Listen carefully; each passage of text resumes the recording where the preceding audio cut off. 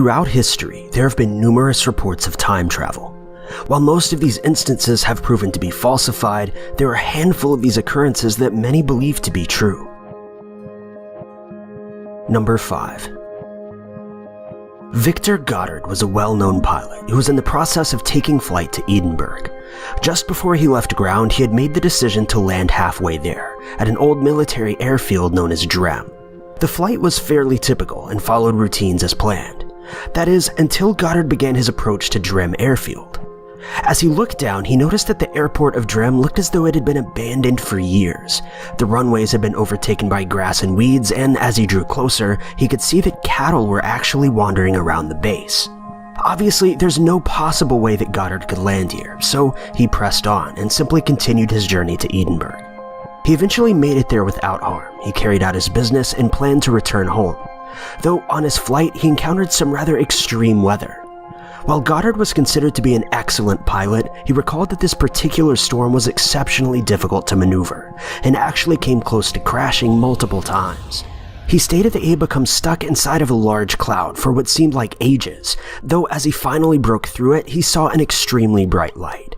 He then noted that Drem Air Base seemed, once again, quite odd. He recalled the runways being completely cleared of any debris, and that aircraft were now parked on them. He then made note of 3 airplanes in particular that he couldn't identify, planes that he says didn't seem to be from present day. He then thought it was extremely odd that all of these planes had been painted yellow. They bore the correct RAF logo, but he had never seen planes of this color before. He then noticed the pilots wandering around the base, whose clothes and work attire didn't seem to be from present day either. They were wearing blue RAF uniforms that Goddard had never seen before. It was at this point that Goddard realized that no one in this base was aware of his presence, even though he was flying extremely low. He then began to make his way back up just as he noticed the storm had reappeared. He had no time to avoid it, so he just flew directly into it, though this time it was much less severe. Goddard eventually arrived back home without any further incident. He reported this strange occurrence to officials, and his experience remains on file to this day. But here's where this story gets odd. It turns out the yellow planes that Goddard saw were in fact military planes, though they weren't placed into production until 1937, 2 years after Goddard's encounter. Furthermore, the base was eventually closed in 1946, and today the surrounding areas are home to a cattle farm. Number 4. This next story recalls an encounter between an unknown female and Dr. Raul Rios Centeno, who's an investigator of unexplained events in Peru. Raul says that several months ago he was approached by a patient who claimed to have a case of hemiplegic. She stated that she was 30 years old but had no identification to prove it, claiming she had lost her ID. Raul noted that this case was exceptionally strange, as a CAT scan showed that all aspects of her body appeared to be completely normal, showing no indication of hemiplegic. Raul asked the girl about her case, to which she told him the following story. I was at a campground in the vicinity of the ancient stone forest, Marcahuasi, when I went out exploring late at night with some friends. Oddly enough, we heard strains of music and noticed a small torchlit stone cabin. I was able to see people dancing inside, but upon getting closer, I felt a sudden sensation of cold, which I paid little attention to, and I stuck my head through an open door. It was then that I saw the occupants were clad in 17th century fashion. I tried to enter the room, but one of my girlfriends pulled me out. The patient then stated that as she was pulled out, she felt as though her body had become halfway paralyzed, though no medical investigations showed any signs of trauma or paralysis. Apparently, this type of incident isn't entirely unheard of in the Marcahuasi area. Numerous locals have reported similar occurrences in the area, with some scholars believing there exists a type of dimensional doorway. One of the questions that Raul proposed is what would have happened to her if she had actually walked through the cabin's entryway.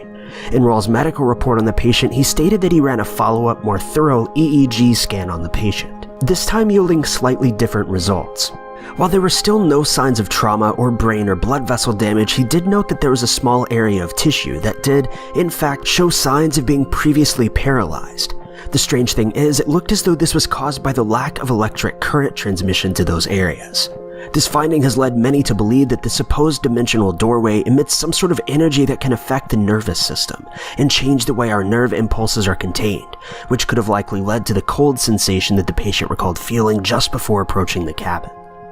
To this day, no medical or scientific explanation has been made regarding this encounter, or the countless others that have taken place in the surrounding areas. Number 3. The following story was published in 1969 by two men by the names of L.C. and Charlie.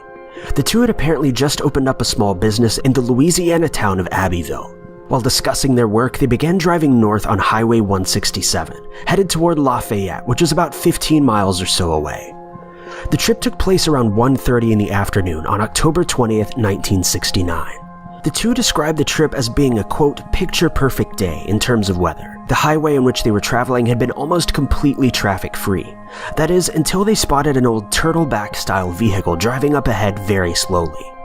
As they closed the distance between themselves and the car, they noticed it was a 1940s-era car, which was confirmed by the date stamp on the license plate, reading 1940.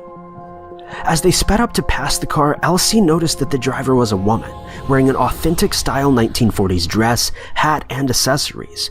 A small child was in the seat next to her wearing a similar outfit. As they drove up alongside the car, they noted the woman's expression quickly turned to fear and panic as she noticed the two men. Responding to this, Elsie called out to the woman, asking if she needed help. She responded yes, and he motioned for her to pull over. As they pulled over to the shoulder, Elsie got out of the vehicle and walked towards the direction of the woman's car. Though as he turned around, he realized that there was no sign of her. It was then that another vehicle, which was apparently traveling behind the two, pulled over as well. The driver of the car frantically approached Elsie and asked what happened to the older car, confirming all of Elsie's descriptions of the vehicle and its occupants. The third man insisted that the event be reported to police, though Elsie and Charlie refused to do so, claiming that it would be useless. To this day, the mystery has never been explained. Number 2. On an evening in 1972, 4 students from Southern Utah University were driving back home to their dorm rooms in Cedar City after spending much of the day in Nevada. It was around 10 p.m. and the female passengers were anxious to get back to their dorms before curfew. The group had been traveling along Highway 56, which had the reputation for being what many would call haunted. After taking a fork in the road that headed north, the group was shocked when, seemingly out of nowhere, the asphalt road turned to white cement and ended abruptly at a cliff's edge. They then decided to turn around and head back, but noticed the landscape surrounding them had drastically changed, noting red canyon walls and grain fields that had never been seen before. Believing that they had become completely lost, the group then approached a roadhouse just a ways down the road. They pulled into the parking lot and looked around, their gazes landing on 3 humanoid figures. The girls in the vehicle then screamed and pleaded for the driver to get out of there. They then claimed to have been pursued by the 3 creatures on dome-shaped 3-wheeled vehicles, but ultimately found their way back onto a familiar road, losing track of them.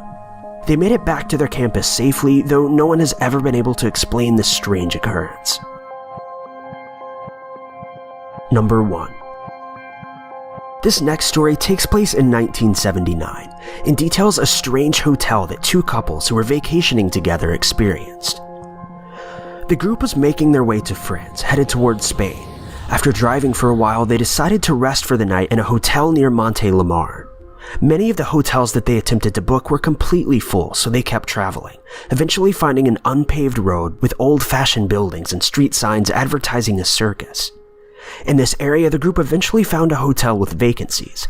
They entered and realized that the hotel had no phones or elevators. The rooms had wooden latches instead of locks, and there were no pillows on the beds. The sheets also appeared to be made out of a material that almost felt as hard as canvas. Regardless, they decided to stay for the night. They woke the next morning, had breakfast in the downstairs lobby area, and saw a woman enter wearing an 1800s-style dress, followed by 2 police officers who were wearing pre-1905-style uniforms. They thought little of this and proceeded to the checkout counter, though they were shocked when the bill was disturbingly cheap, claiming it to only be about 1/10 of what they expected to pay. Regardless, they said that they enjoyed their stay and planned to return to the hotel on their way back from Spain.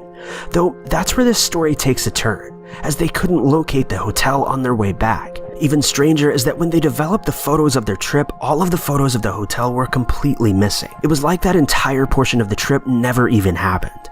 This story has led many to believe that this hotel, or at least the two couples, may have encountered a time slip, a strange occurrence that some believe to be a naturally occurring phenomenon, in which a group of people or a place accidentally slips backward or forward in time for a brief moment. Time slips have been unconfirmed in the scientific world, though as obviously seen in this video, they do indeed seem to occur. But what exactly causes them, and why do they exist, we may never know. Thank you guys so much for watching. If you liked this video, be sure to click that like button. Also, don't forget to subscribe and click that notification bell to keep updated with our videos.